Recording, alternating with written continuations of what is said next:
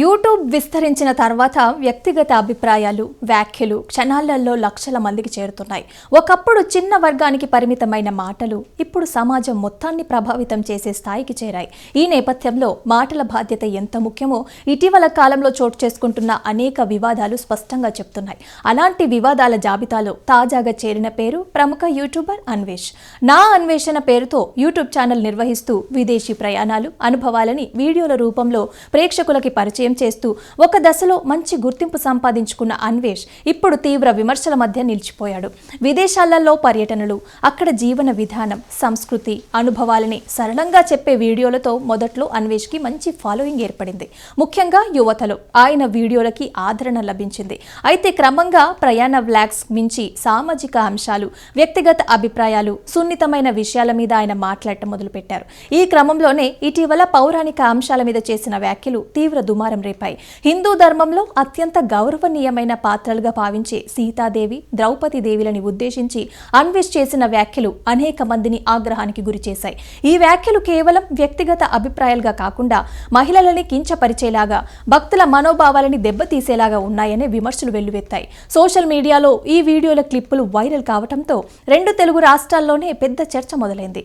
ఈ వ్యాఖ్యల మీద నిరసనగా సోషల్ మీడియాలో అన్వేష్ ని అన్ఫాలో చేయండి అంటూ ఒక ఉద్యమమే ప్రారంభమైంది. ఒకప్పుడు ఆయన్ని అభిమానించిన వారే ఇప్పుడు ఆయన మీద తీవ్ర స్థాయిలో విమర్శలు గుప్పించడం మొదలుపెట్టారు. మాటల స్వేచ్ఛ పేరుతో హద్దులు దాటుతున్నారని, ప్రజల అభిప్రాయాలని గాయపరిచేలాగా మాట్లాడడం సమంజసం కాదని అనేక మంది అభిప్రాయపడ్డారు. వివాదం తీవ్రత పెరిగిన నేపథ్యంలో అన్వేష్ తన వ్యాఖ్యల మీద క్షమాపణలు కోరారు. అయితే ఈ క్షమాపణలకే మరో కొత్త వివాదం తోడైంది. తనను క్షమించని వారు దుష్టులని, 2026లో వారికి చేడు జరుగుతుందని, ప్రమాదాలు కూడా సంభవిస్తాయని ఆయన చేసిన వ్యాఖ్యలు మరింత ఆగ్రహానికి దారితీశాయి. క్షమాపణలతో వివాదం సద్దుమణుగుతుందనుకున్న తరుణంలో శాపనార్థాల్లాగా అనిపించే ఈ మాటల పరిస్థితిని మరింత చేదుగా మార్చాయి. దీంతో నిన్న మొన్నటి వరకు అన్వేష్ ని అభిమానించిన వారు కూడా బహిరంగంగా వ్యతిరేకత వ్యక్తం చేయడం మొదలుపెట్టారు. సోషల్ మీడియాలో ఆయన వ్యక్తిగత జీవితం గురించి కూడా అనేక ఆరోపణలు ప్రచారంలోకి వచ్చాయి. ఎక్కడికి వెళ్లినా గర్ల్ ఫ్రెండ్ తోనే ఉంటాడని, మహిళల పట్ల గౌరవం లేదని నెటిజన్లు విమర్శలు చేస్తున్నారు. అయితే ఇవన్నీ నిజమా కాదా అన్నది పక్కన పెడితే ఒక యూట్యూబర్ చేసిన వ్యాఖ్యలు ఎలా వ్యక్తిగత దాడుల స్థాయికి దారితీస్తాయో ఈ సంఘటన స్పష్టంగా చూపిస్తోంది. ఈ వివాదం కేవలం సోషల్ మీడియాకే పరిమితం కాలేదు. అన్వేష్ వ్యాఖ్యల మీద 2 తెలుగు రాష్ట్రాల్లోని పోలీస్ కేసులు నమోదు కావటం పరిస్థితి తీవ్రతని మరింత స్పష్టం చేస్తోంది. హైదరాబాద్ లో ఫైర్ బ్రాండ్ కరాటే కళ్యాణి పోలీసులకి ఫిర్యాదు చేశారు.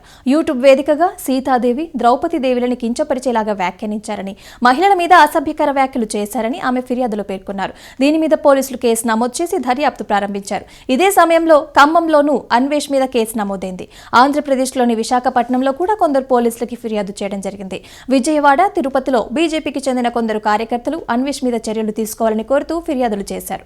హిందువులు అత్యంత భక్తితో పూజించే సీతాదేవి, ద్రౌపది దేవిల పట్ల అసభ్యకరంగా మాట్లాడటం ద్వారా భక్తుల మనోభావాలు దెబ్బతిన్నాయని ఫిర్యాదులలో పేర్కొన్నారు. ఆయా కేసులలో పోలీసులు చట్టపరంగా దర్యాప్తు కొనసాగిస్తున్నారు. ఈ మొత్తం ఘటన ఒక ముఖ్యమైన ప్రశ్నని సమాజం ముందుంచుతోంది. మాటల స్వేచ్ఛకి హద్దులున్నాయా లేదా అనే చర్చ మళ్లీ తెర మీదకి వచ్చింది. రాజ్యాంగం ప్రతి పౌరుడికి అభిప్రాయ స్వేచ్ఛనిచ్చినప్పటికీ ఆ స్వేచ్ఛ ఇతరుల భావాలని గాయపరచకూడదనే బాధ్యత కూడా ఉందని నిపుణులు చెబుతున్నారు. ముఖ్యంగా యూట్యూబ్ వంటి బహిరంగ వేడుకలలో మాట్లాడేటప్పుడు లక్షల మంది చూసే అవకాశం ఉన్నందున మాటల ఎంపిక ఎంతో జాగ్రత్తగా ఉండాలని అభిప్రాయపడుతున్నారు. అన్వేష్ ఉదంతం ద్వారా సోషల్ మీడియా ఇన్ఫ్లుయెన్సర్లు ఒక విషయం స్పష్టంగా గ్రహించాల్సిన అవసరం ఉంది. వ్యూస్, లైక్స్, వైరల్ అవ్వడం కోసం సున్నితమైన అంశాలని తాకటం తాత్కాలికంగా గుర్తింపు తీసుకురావచ్చు. కానీ అదే సమయంలో అది పెద్ద నష్టానికి, చట్టపరమైన చిక్కులకి, సమాజంలో ప్రతిష్ట కోల్పోయే పరిస్థితికి కూడా దారితీయవచ్చు. ఒక మాట జీవితం మొత్తాన్ని ఎలా మార్చేస్తుందో ఈ సంఘటన మరొకసారి గుర్తు చేసింది. ఇక రాబోయే రోజులలో ఈ కేసులు ఏ మలుపు తిరుగుతాయో, చట్టం ఏ నిర్ణయం తీసుకుంటుందో చూడాల్సి ఉంది. కానీ ఒక విషయం మాత్రం స్పష్టంగా ఉంది. సోషల్ మీడియా యుగంలో ప్రతి మాటకి విలువ ఉంది. ముఖ్యంగా ప్రజల విశ్వాసాలు, ఆచారాలు, భావోద్వేగాలతో ముడిపడిన అంశాల మీద మాట్లాడేటప్పుడు బాధ్యతాయుతమైన వైఖరి అనేది అవసరం. అన్వేష్ వివాదం కేవలం ఒక వ్యక్తికి సంబంధించిన విషయం కాదు. ఇది మొత్తం డిజిటల్ సమాజానికి ఒక హెచ్చరికగా భావించవచ్చు.